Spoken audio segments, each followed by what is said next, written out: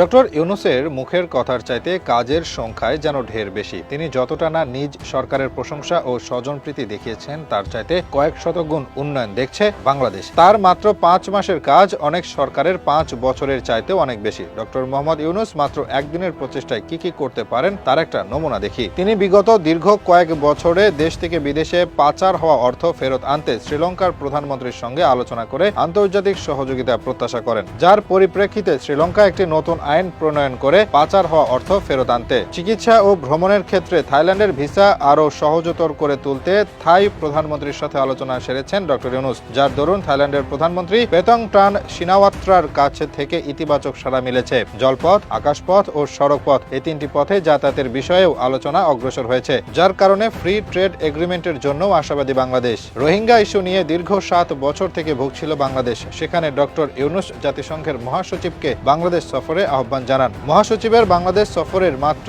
1.5 মাসের মাঝেই মিয়ানমার তাদের রোহিঙ্গা সম্প্রদায় ফেরত নিতে কাজ শুরু করেছেন। 70,000 জনের পরিচয়পত্রে যাচাই বাছাই করার পাশাপাশি 1,80,000 রোহিঙ্গা ফেরতের কথা দিয়েছেন। বাকি 5 লক্ষাধিক রোহিঙ্গা ও ফেরত নেওয়ার আশ্বাস মিলেছে। এমনকি মার্কিন সরকার কর্তৃক রোহিঙ্গাদের বরাদ্দ অনুদান জনপ্রতি মাসিক $7 থেকে বৃদ্ধি হয়েছে $12। এছাড়াও আলোচনার মাধ্যমে বাংলাদেশকে আসিয়ানের সাথে যুক্ত করার পরিকল্পনা পাকাপোক্ত করেছে অন্তর্বর্তীকালীন সরকার। এটি সক্ষম হলে Indonesia, Malaysia, Singapore, Thailand, Philippine, Vietnam, Laos, Myanmar, Cambodia ও ব্রুনাইয়ের সাথে ভিসা ছাড়াই যাতায়াত করতে পারবে বাংলাদেশ। এই সকল কিছু করতে ডক্টর ইউনূস সময় নিয়েছেন মাত্র একদিন। এর বাইরেও তিনি যে সকল কাজ করেছেন তার লিস্টও ছোট নয়। তিনি চীন সফরে গিয়ে চীনের সাথে বাণিজ্যিক সম্পর্কের উন্নতি ঘটান। তার আলোচনার মাধ্যমে চীনে শুল্ক মুক্তভাবে 2028 সাল পর্যন্ত বাণিজ্যের সুযোগ লাভ করে বাংলাদেশ এবং 12,000 কোটি টাকা ব্যয়ে 4টি মহাসাগরীয় কার্গো শিপ ক্রয় ও 10,000 কোটি টাকার তিস্তা ব্যারেজ তৈরি এবং বাংলাদেশকে বিশেষ অর্থনৈতিক অঞ্চল হিসেবে গড়ে তুলতে $1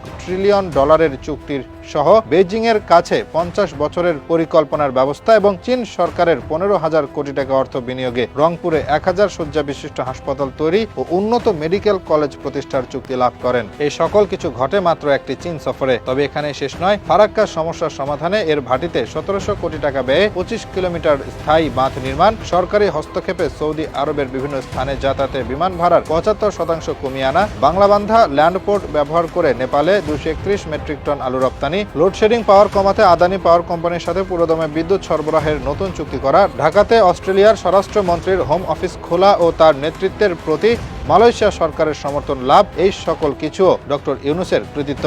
এছাড়াও শুধু মার্চ মাসের প্রথম 26 তারিখ পর্যন্ত বাংলাদেশে $2.94 কোটি বিদেশি রেমিটেন্স আনতে সাহায্য করেছেন, যা সংখ্যায় পূর্বের তুলনায় 82 গুণ বেশি ও ইতিহাসের সর্বোচ্চ। এবং দীর্ঘ 12 বছর পর এখন বাংলাদেশের রিজার্ভ $25.44 বিলিয়ন পৌঁছেছে। এবং প্রথমবারের মতো ঢাকায় অনুষ্ঠিত হয়েছে বিশ্বের 50টি দেশের 2300 বিনিয়োগকারী সদস্যের বাণিজ্যিক সম্মেলন, যার মাধ্যমে বিনিয়োগ এসেছে 3100 কোটি টাকার এবং সম্ভাবনা তৈরি হয়েছে নতুন চাকুরি আরো আন্তর্জাতিক বিনিয়োগের। তিনি যে শুধু দেশের অর্থনীতিকে সমৃদ্ধ করেছেন তা নয়, বরং রাজনীতি ও পররাষ্ট্র নীতিতেও রয়েছেন বেশ এগিয়ে। পরিচয় দিয়েছেন একজন চতুর রাজনীতিবিদেরও। তিনি সকল ইউরোপ আমেরিকার দেশগুলোর প্রতিনিধিদের সাথে বৈঠকে জুলাই বিপ্লবের প্রতিকৃতি ও প্রেক্ষাপটে রচিত বই উপহার দিয়েছেন। তবে ভিন্নতা ঘটেছে ভারতীয় প্রধানমন্ত্রী নরেন্দ্র মোদীর সাথে। তাকে উপহার দিয়েছেন তার হাত থেকে 2015 সালে পাওয়া স্বর্ণপদক গ্রহণের মুহূর্তের ছবির বাঁধানো ফ্রেম। সরকার পরিবর্তনের পর ভারতীয় আগ্রাসনের যে নতুন রূপ দেখাচ্ছে তারা এই ছবি উপহার দেওয়ার মাধ্যমে মনে করিয়ে দিলেন যে আপনি আমাকে অনেক আগে স্বীকৃতি ও সম্মাননা প্রদান করেছেন। এবং নরেন্দ্র মোদীর সাথে আলোচনার সময় ডক্টর মোহাম্মদ ইউনূস কোনো